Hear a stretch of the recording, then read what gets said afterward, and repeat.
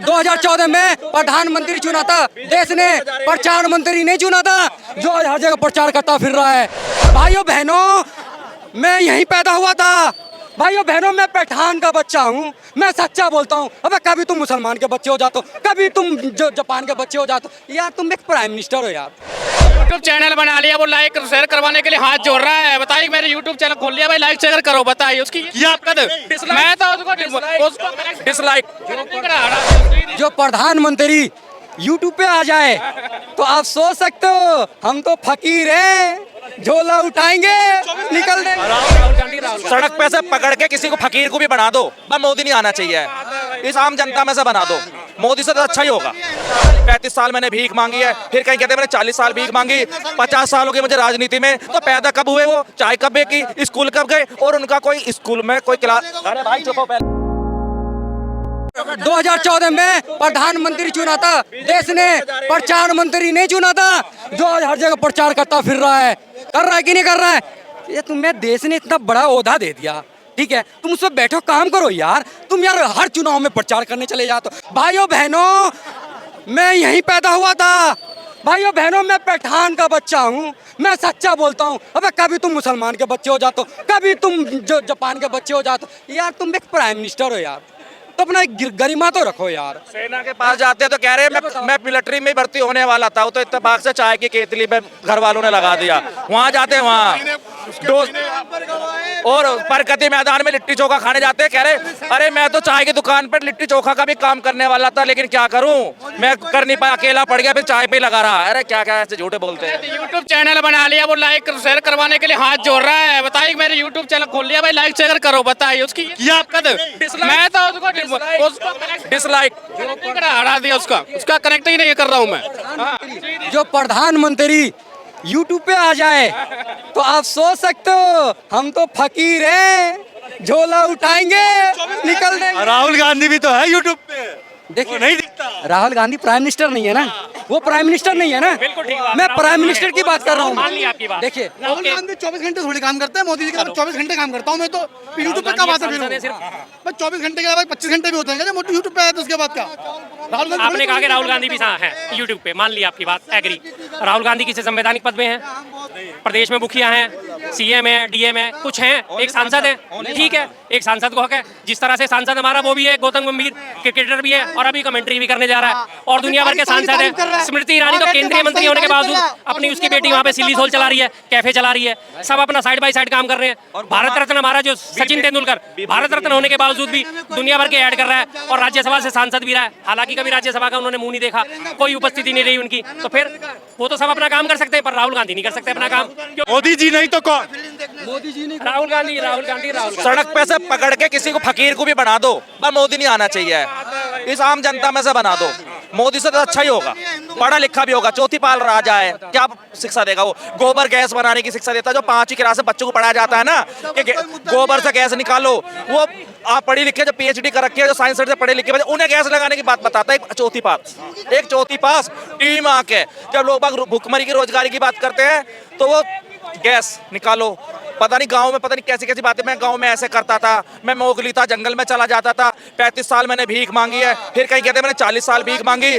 50 साल हो गए मुझे राजनीति में, तो पैदा कब हुए वो, चाय कब बेची, स्कूल कब गए, और उनका कोई स्कूल में कोई क्लास। अरे भाई चुप हो पहले। कोई क्लासमेट उनका नहीं, कोई बचपन का फ्रेंड उनका नहीं, किसी ने चाय बेचते उन्होंने नहीं देखा। और तो उनके भाइयों ने भी ये नहीं कहा कि हाँ मेरे भाई ने चाय बेची है। तो बस इतना झूठा, और इससे बड़ा क्या सबूत होगा? सुनो, एक सब हमारा देश में एक स्टेट जो है मणिपुर, ठीक है, मणिपुर हमारा जल रहा है, मणिपुर हमारा जल रहा है, उस पे कोई टूट नहीं है। वहाँ बहन बेटियों को लंगे करके मार रहे हैं, उस पे कोई टूट नहीं है, कोई मीडिया नहीं है, कोई कुछ नहीं है। जहाँ हमास इजराइल में कोई युद्ध होता है तो सारे एक वहाँ पे आंसू आ रहे हैं जाके इजराइल के युद्ध में। और जब बेटियां नंगी घुमाई जा रही थी, नर्वस्तर करी जा रही थी, किसी मीडिया ने नहीं दिखाया, जब आंसू नहीं आए। दिल्ली में महिला पहलवानों को बाल खींच खींच के मारा गया और उनका रेप हुआ, शोषण हुआ, उनके को जब नहीं आया। एक लड़की, मासूम लड़की से चीनी मेहनत मालिश करवाता था, जब रेप करा उसका, जब उन्हें वो नहीं आया। कुलदीप सेंगर ने उसका परिवार खत्म करवा दिया, बाप मरवा दिया, लड़की को भी मरवा दिया, जब इन्हें गोदी मीडिया के आंखों में आंसू नहीं आए। तो बिल्कुल गोदी मीडिया बिकी हुई है। और मणिपुर में हमारा प्राइम मिनिस्टर एक ट्वीट नहीं किया। क्या वो हमारा देश का अंग नहीं है? क्या वो मणिपुर हमारे देश में नहीं है? ये मुझे बता दो। देश में है ना भाई साहब। भैया मोदी जी नहीं तो कौन? ये यार पूरा मुद्दा तो मेरी बात सुनो। देश में क्या है ये? यार तुम पूरा बात तो सुनो। मोदी नहीं तो कौन? मोदी नहीं तो कौन? अरे भाई सुनना चाहोगे मोदी नहीं तो कितनी बार सुन हो गए? 140 करोड़ की आबादी है हमारे देश में। एक मिनट साहब, 140 करोड़ की आबादी है हमारे देश में। क्या मोदी के काबिल कोई हमारा देश में कोई नागरिक नहीं है? आप उस चौथी फैल को बताते हो मोदी नहीं है तो कौन? जो ग्रेजुएट आदमी बैठा हुआ है मोदी नहीं तो राहुल गांधी जी। राहुल गांधी है। पप्पू बोलते हैं लोग। है पप्पू, ठीक है ठीक है। छोड़ दिया, अब तो गोदी मीडिया पप्पू बोलना छोड़ दिया। आप क्या बोल रहे हो? भाई साहब जिस की बात कर रहे हो, अभी आपके पास जिस रिकॉर्डिंग का टाइम है। जहाँ से वो पढ़ा लिखा है ना राहुल गांधी, जहाँ से वो पढ़ा लिखा है ना, मोदी जी सोच भी नहीं सकते वहाँ जाने का। इतनी उसमें हैसियत भी नहीं। इसलिए स्मृति ईरानी आ रहा है। स्मृति ईरानी जो दूसरे का पति को लेके अपने कब्जा कर ली, तो उसका क्या नाम लेते हो यार? उसकी हैसियत नहीं है, तुम स्मृति क्या नाम लेते हो यार? क्या यार? हाँ जी, गटर की गैस से चाय बनाए मोदी जी, पर पप्पू राहुल गांधी है। ठीक है जी। बादल आ गए, राडार काम नहीं करेंगे, मोदी जी बोले, पर पप्पू राहुल गांधी है। ठीक है जी। हाँ, उसके बाद A² 2² B² का वो पता नहीं क्या हल निकालते हैं। आज तक के बच्चे सारे के सारे मैथमेटिशियन सब परेशान है। इन्होंने बोला क्या था, कौन से मैथमेटिक्स का लॉजिक दे दिया, लेकिन पप्पू राहुल गांधी है। 1984 में जब ईमेल का आविष्कार तक भी नहीं हुआ था, डिजिटल कैमरे का आविष्कार नहीं हुआ था, तब उन्होंने फोटो खींच के ईमेल के थ्रू भेज दी थी, लेकिन पप्पू राहुल गांधी है ना, मोदी जी नहीं है, क्योंकि वो 1984 में अवतरित हुए थे वो।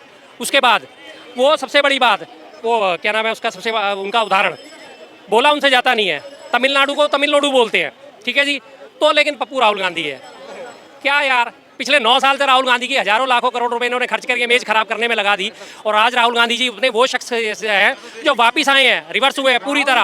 आज दुनिया जानती है कि वास्तविक पप्पू कौन है। अभी पप्पू गिरी सबसे पहले मोदी जी की, देखो पीछे बाइडन के साथ खड़े होकर सीधे हाथ में उन्होंने गिलास पकड़ रखा था, और बाइडन उसको बता रहे थे कि अगर आप दारू नहीं पीते तो गिलास उल्टे हाथ में पकड़ना चाहिए। उनको कुछ समझ ही नहीं आ रहा।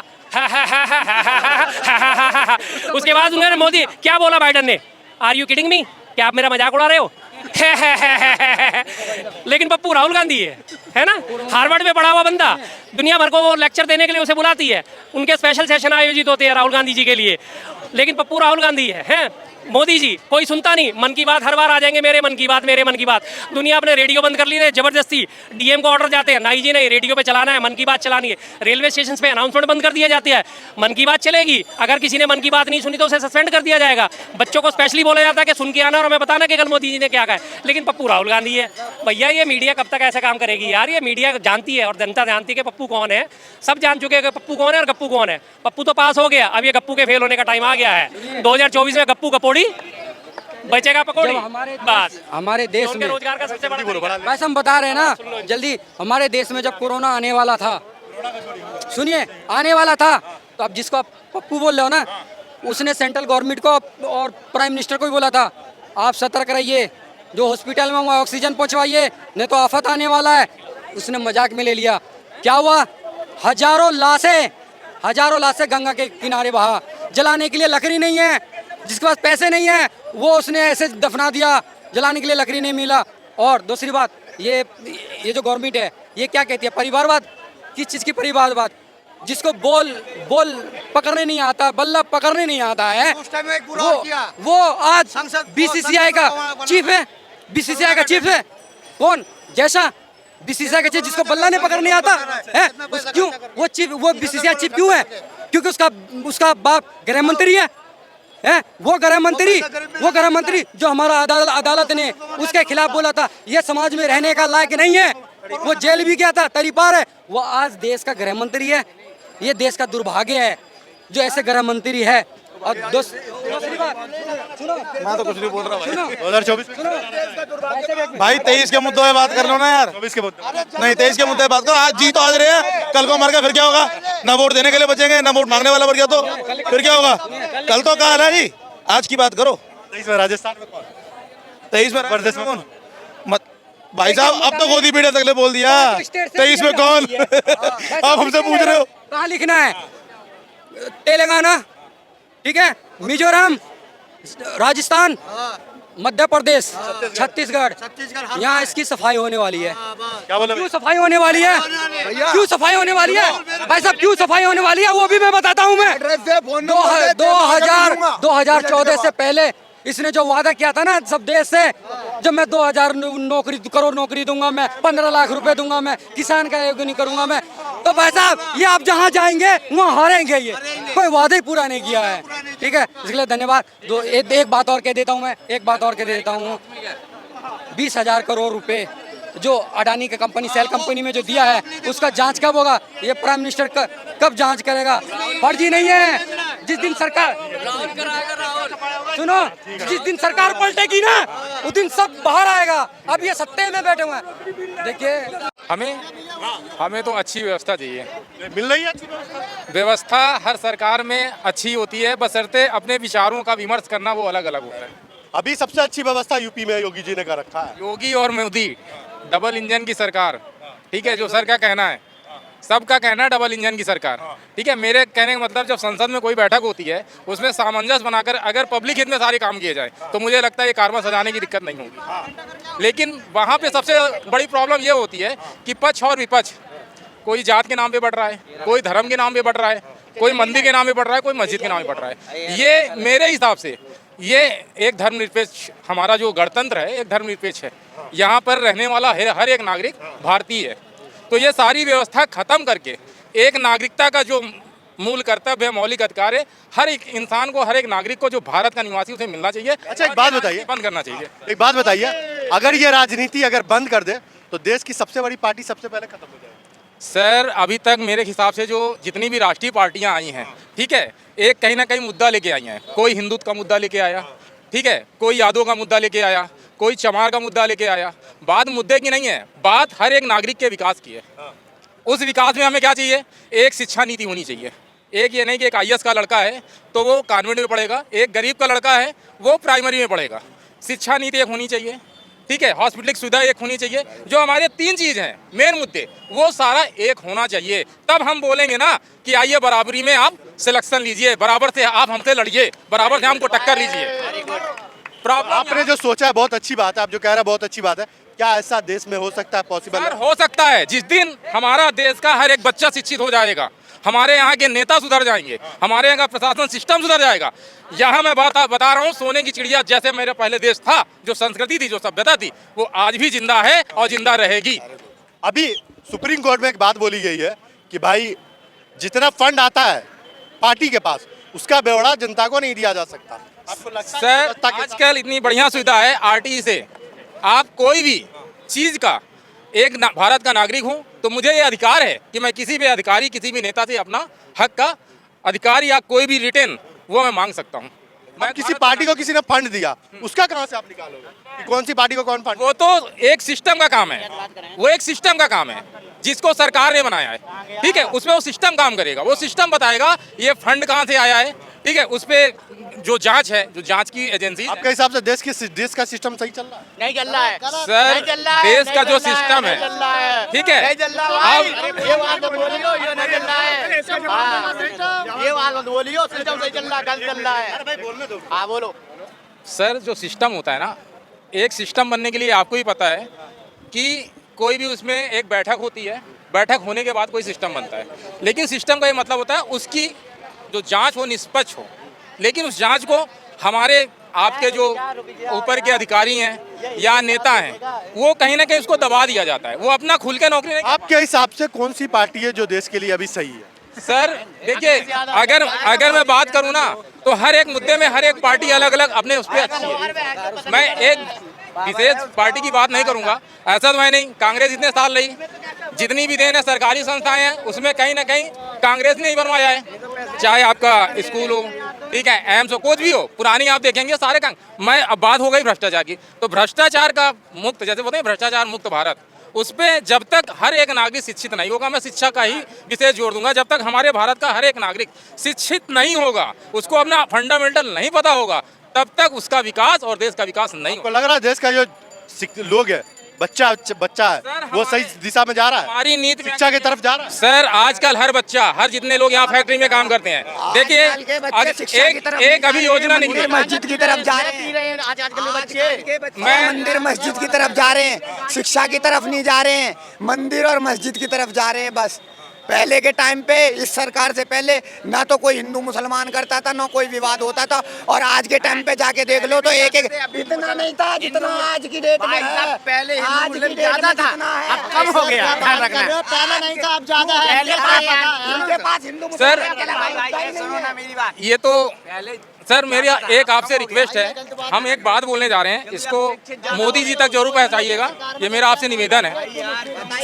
आपने देखा होगा अभी जो भी हमारी आर्मी है, डिफेंस, जिसके बदौलत हम स्वतंत्र यहाँ खड़े हैं, रोटी खा रहे हैं, ठीक है, अपने बच्चों को सिक्योरिटी से रह रहे हैं, वो अग्निवीर जैसी योजना ये मेरे सोच से परे है, क्योंकि उसमें जो लड़का जाता है वो एक या किसान का जाता है या एक मिडिल क्लास फैमिली का जाता है, उसमें किसी नेता का या किसी अधिकारी का लड़का नहीं जाता है।